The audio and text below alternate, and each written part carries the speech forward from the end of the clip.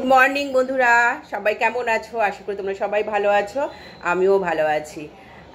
আজকে একটা ভিডিও করছি, আর তোমরা যে যেখান থেকে আমার এই ভিডিওটা দেখবে তোমাদের সবাইকে অনেক অনেক ভালোবাসা আর অভিনন্দন।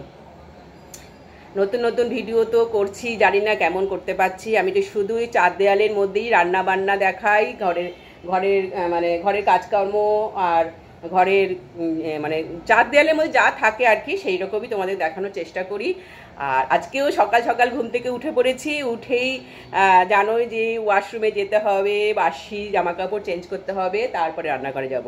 আজকে আমি লাঞ্চ মেনু করছি, সেরকম কিছু না, দুরকম পদ মানে রান্না করব, সেটা তোমাদের সাথে শেয়ার করব, ঠিক আছে? আর ঘুম থেকে উঠে জানো তো জল খাওয়ার সময় পাইনি। তোমাদের দাদা তো সকাল সকাল বেরিয়ে যায়, তাই জন্য আমি জল খেতেও সময় পাই না। ও যখন বেরিয়ে যায় তারপরে আমি সমস্ত কিছু আমার জল খাই, আমি জল খাবার খাই, কিন্তু চাটা খেয়ে নিই। চাটা সকালবেলা ঘুম থেকে উঠে চাটা করে নিই, চাটা খেয়ে নিই। ঠিক আছে বন্ধুরা, আর কথা বাড়াবো না এখানে। এখন আমার অনেক কাজ আছে, রান্নাটা প্রায় শেষ হয়ে গেছে। রান্নাঘর পরিষ্কার করব, তারপর স্নান করব, পুজো করব, অনেক খাটনি আছে এখনো। চলো টাটা, বাই বাই। তোমরা সবাই ভালো থেকো, আর আমরাও কিন্তু ভালো আছি। চল এখনের মতো রাখছি। আমি ইলিশ মাছের সর্ষে পোস্ততে ঝাল করব, ওই জন্য আমি পরিমাণ মতন সর্ষের তেল দিয়ে দিলাম। এই দেখো সর্ষের তেলটা দিয়ে দিলাম।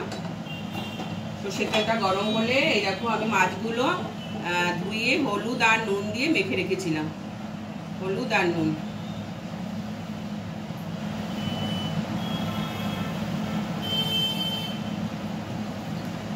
তেলটা আমার গরম হয়ে গেছে, এবার আমি মাছগুলো ছেড়ে দিচ্ছি। দেখো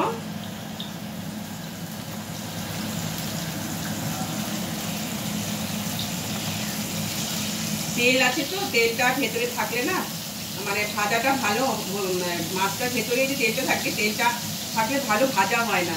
তাই জন্যে আমি কি করলাম বলো তো, এই তেলের মধ্যেই দিয়ে দিলাম, সব একসাথে দিয়ে দিলাম মাছগুলো।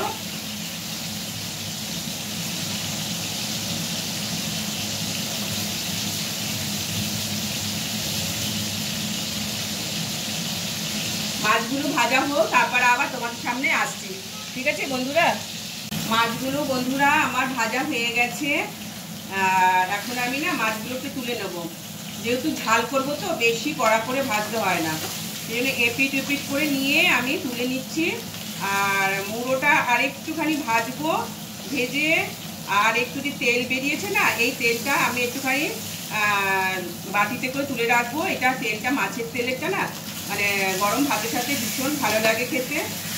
এই যে মাছের তেলটা যে আমি বার করলাম না, সেটাই। পুরোটাও আমার ভাজা হয়ে গেছে। এই দেখো মাছগুলো সব আসছি বন্ধুরা। আবার আমি মাছের তেলটা ঢেলে নিয়েছি বন্ধুরা। এবার এই তেলের মধ্যে আমি একটু কালো জিরে ফোড়ন দিয়ে দিলাম। কালো জিরে দেবো, আর বেশি কিছু দেবো না। এখানে একটু হলুদ আর হচ্ছে লাল লঙ্কার গুঁড়ো দিয়ে একটু রেখেছি, এটাকেও আমি তেলের মধ্যে দিয়ে দেবো। আর এখানে যে পোস্ত সর্ষে বেটে রেখেছি, এই পোস্ত সর্ষেটা আমি এখানে দিয়ে দিচ্ছি।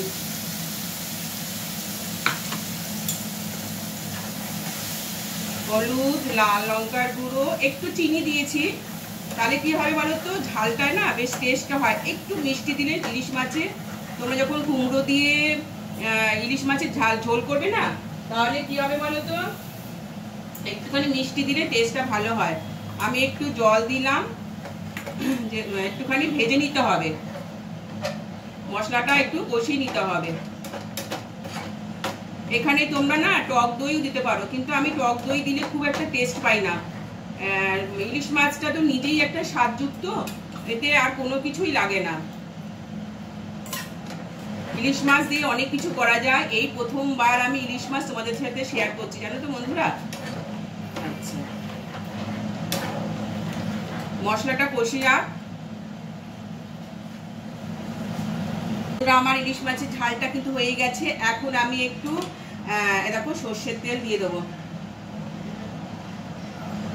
খুব বেশি দেবো না, কারণ এতে না অনেকটা তেল বেরিয়েছে, বেশ ভালো মতো তেল বেরিয়েছে, তো তাই আমি খুব বেশি দেবো না। এই দেখো তোমাদেরকে দেখাতে পাচ্ছি কিনা, এই দেখো খুব বেশি দেবো না।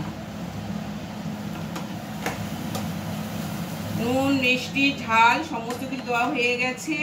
শুধু এখানে আমি দুটো কাঁচা লঙ্কা দেব। এই দেখো কাঁচা লঙ্কা আমি দিয়ে দিলাম। আমার কিন্তু ইলিশ মাছের ঝাল একদম ডান। তোমাদের কেমন লাগলো প্লিজ বলো। ঠিক আছে, এখন রাখছি। আমার ইলিশ মাছের পোস্ত আর সর্ষে দিয়ে ঝাল হয়ে গেছে। আর এখানে দেখো সেই তেলটা দিয়ে একটু তেল বেরিয়েছে, সেটা রেখে দিয়েছি। আর এখানে শুক্তো। আজকে আমাদের লাঞ্চ মেনু হচ্ছে এই পদগুলো, ঠিক আছে। আর ভাত হচ্ছে ওদিকে। আমার লাঞ্চ মেনু থালি। এখানে আমি ভাত নিয়ে নিয়েছি, শুক্তো নিয়েছি, আর এখানে ওই তেল মানে মাছের তেলটা ভাজা, আর এখানে মাছ নিয়েছি। ঝোলটা একটু নেব। আজকের এই মেনুটা আমাদের লাঞ্চে হয়ে যাচ্ছে। তাহলে বন্ধুরা আমি ভিডিওটা শেষ করে দিচ্ছি। আবার চলে আসবো নতুন কোনো ব্লগ ভিডিও নিয়ে। সবাই তোমরা ভালো থেকো, সুস্থ থেকো, ঠিক আছে। Thank you. এখন কিন্তু গুড আফটারনুন। সবাই ভালো থেকো, সুস্থ থেকো।